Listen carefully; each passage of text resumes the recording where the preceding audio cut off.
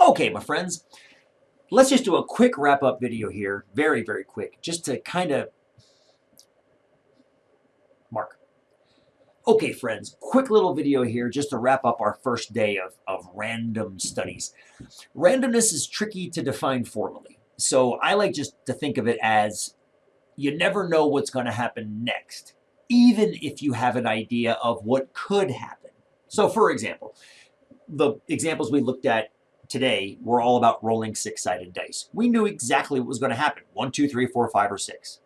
Flipping coins, using cards, playing the lottery, getting selected in a poll. All of these things are somehow based on randomness, and you know what's going to happen. You just don't know what's going to happen in the immediate future, the next trial.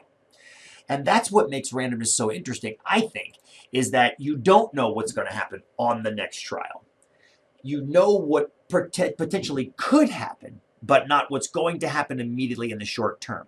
But that doesn't mean that there aren't underlying patterns that are working in the background, establishing kind of a baseline for the random process. In this case, it was rolling a die. But the thing about it is a die is something we all know about. Random processes are also what is studied by scientists, psychologists, sociologists, and whoever when they're trying to establish the rates or the percentages or the incidences of disease. The only way to get an idea of the underlying principle is to randomly select enough to make sure that random principle can become uncovered. Now, you'll study more of that in statistics, particularly Math 244 if you go down that route.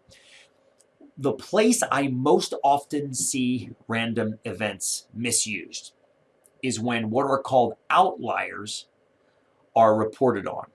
Now, I actually made kind of a mistake of this earlier when I shouted, we got 9 1s out of 11 rolls, and I laughed and I laughed and I laughed and I laughed. And there was a reason for that. That is a very, very rare event to see that many of one thing out of 11, but it's random.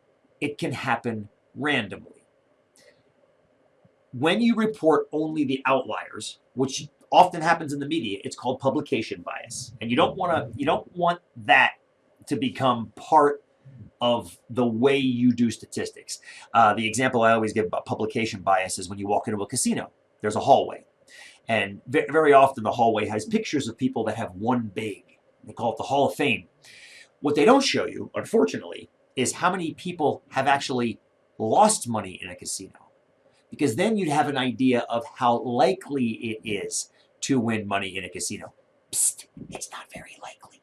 So the idea being, with random events, you have to observe lots of trials to get an idea of that underlying behavior. And I think that's enough to get us started into our first homework.